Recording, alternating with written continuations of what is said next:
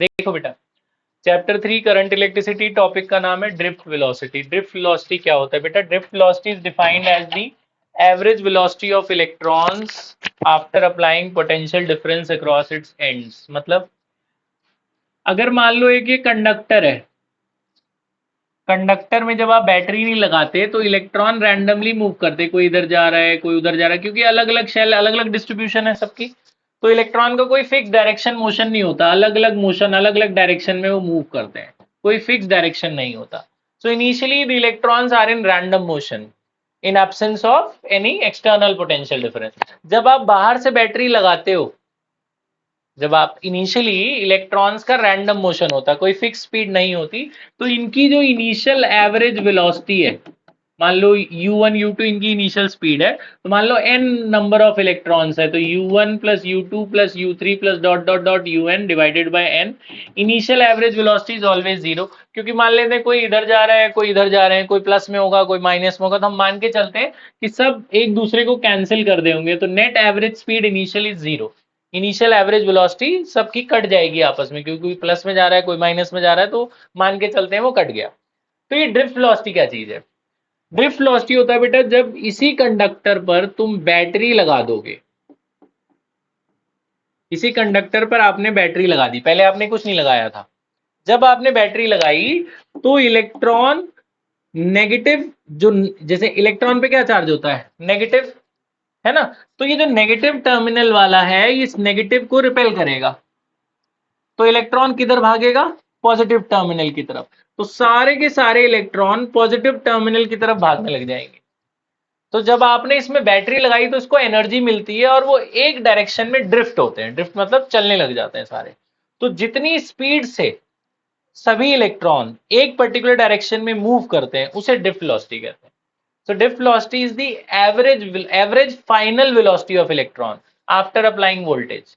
Battery लगाई तो इनको धक्का लगा, अचानक ही सबको धक्का लगा और सब एक ही डायरेक्शन में चलने लग गए, तो ड्रिफ्ट वेलोसिटी है। जैसे वो देखा तुमने एक वीडियो आती है उसमें पानी में बहुत सारे लोग, ऐसे बड़ा सा वो होता है पूल टाइप होता है पानी में, उस पानी में होते हैं पहले ऐसे ऐसे, फिर लहर सी आती है, वो लहर सबको ऐसे धक्का देती है, सब एक ही डायरेक्शन में नहीं जाने लग जाते हैं, पहले तो सब इधर उधर तैर रहे होते हैं, फिर उधर ऊपर से एक वेव आती है, वेव उनको धक्का देती है, सब एक ही डायरेक्शन में जाते हैं, तो ये समझ लो वेव है बैटरी। इसने इलेक्ट्रॉन्स को धक्का दिया, सब एक ही डायरेक्शन में चलने लग गए, इधर की तरफ सब चलने लग गए ना एक ही फिक्स डायरेक्शन में। तो कितनी स्पीड से सब जा रहे हैं, एवरेज स्पीड, उसे ड्रिफ्ट वेलोसिटी कहते हैं। ठीक है, तो drift velocity is the average final velocity of electron after applying voltage, आपसे कोई पूछे तो ड्रिफ्ट वेलोसिटी के फॉर्मूले से शुरू, डेफिनेशन से शुरू करते हैं इसकी डेरिवेशन। तो ड्रिफ्ट वेलोसिटी क्या होता है जी? मान लो इसकी वेलोसिटी है v1 पहले वाले की, दूसरे की v2, तीसरे बैटरी लगाने के बाद, और n नंबर ऑफ इलेक्ट्रॉन है, इन सब की एवरेज स्पीड। एवरेज स्पीड कैसे निकालेंगे? सारी वेलोसिटी को ऐड करके n से डिवाइड कर देंगे, है ना? अच्छा, फिर इसमें वो लगाएंगे equation of motion. Equation of motion याद है? v इज इक्वल्स टू क्या होता है? u प्लस ए टी, सब में लगाएंगे।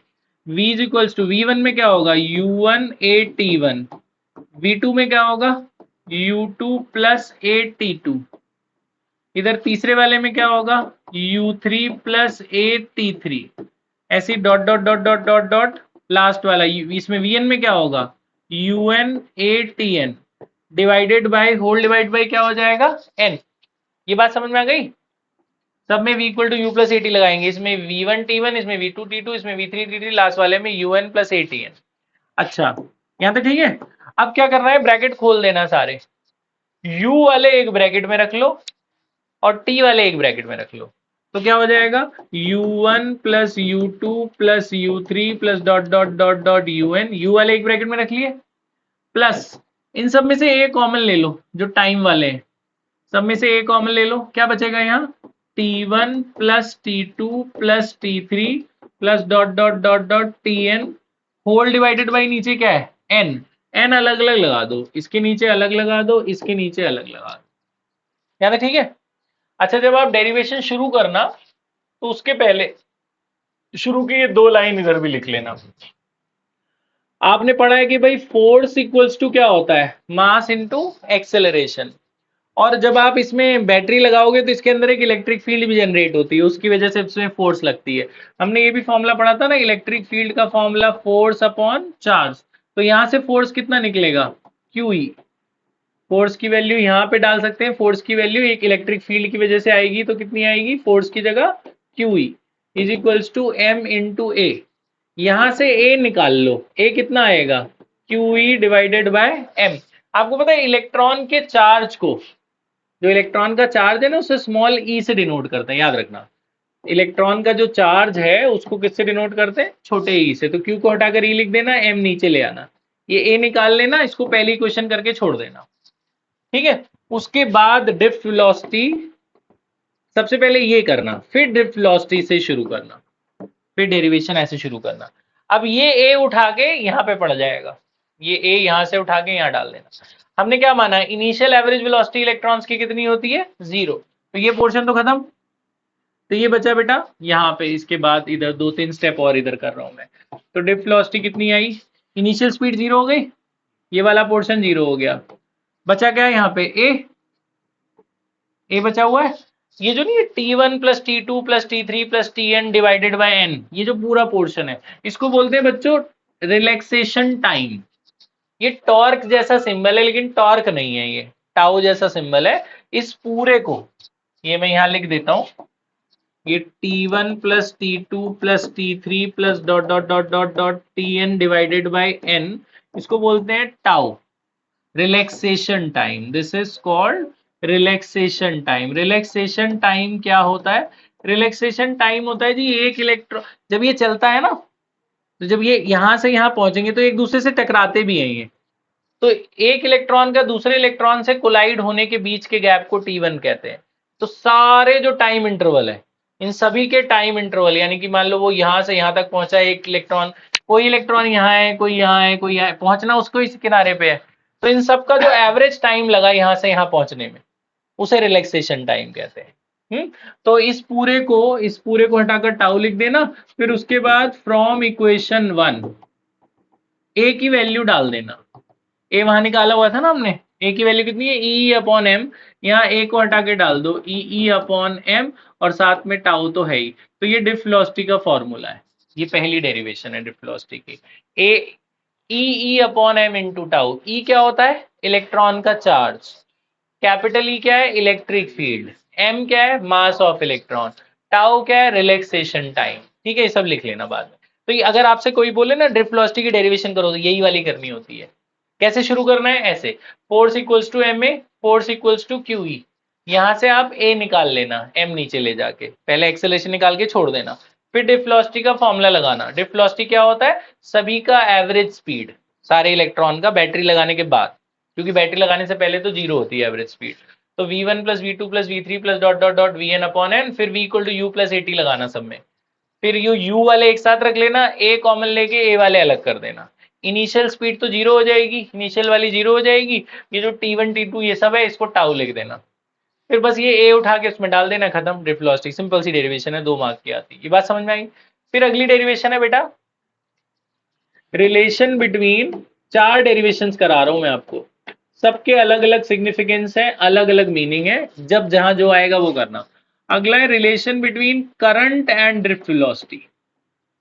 ड्रिफ्ट वेलोसिटी और करंट की रिलेशन, ठीक है, ध्यान से देखना। फिर वही सेम, मान लेते हैं ये कंडक्टर है, कंडक्टर का लेंथ है L, इसका एरिया ऑफ क्रॉस सेक्शन है A, इसको हमने बैटरी से जोड़ दिया, ये बैटरी है, तो हमने बैटरी से जोड़ दिया।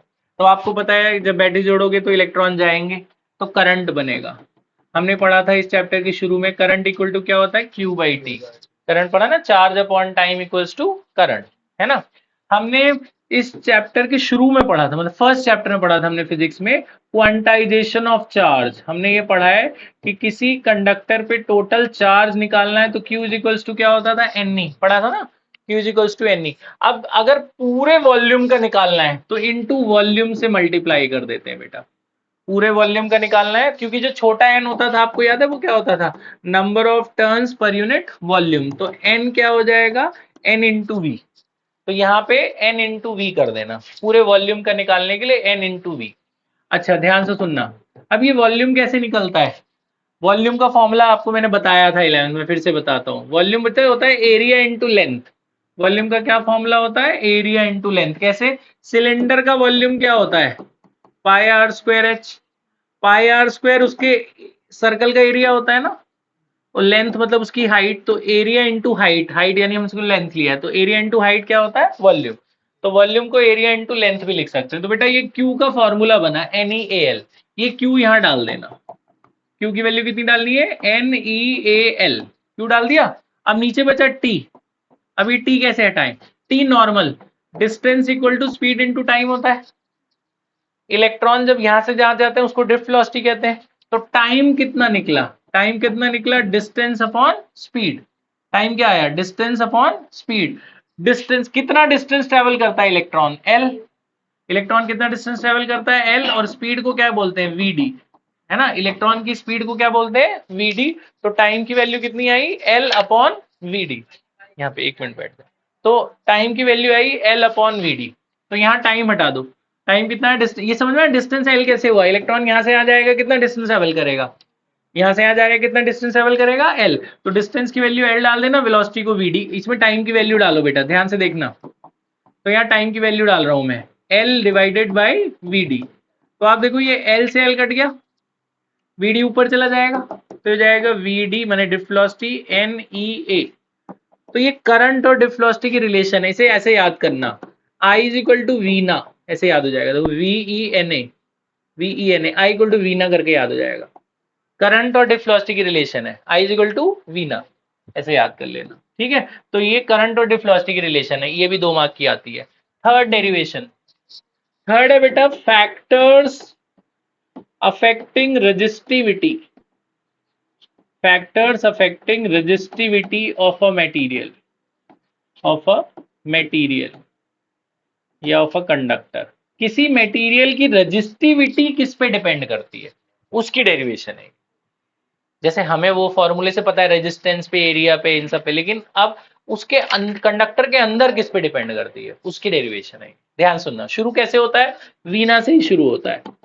आई इज इक्वल टू वीना से ही इसकी डेरिवेशन शुरू है। आई इक्वल टू वीना लगाया, फिर ओम्स लॉ लगाओ। V इज इक्वल्स टू क्या होता है? I are.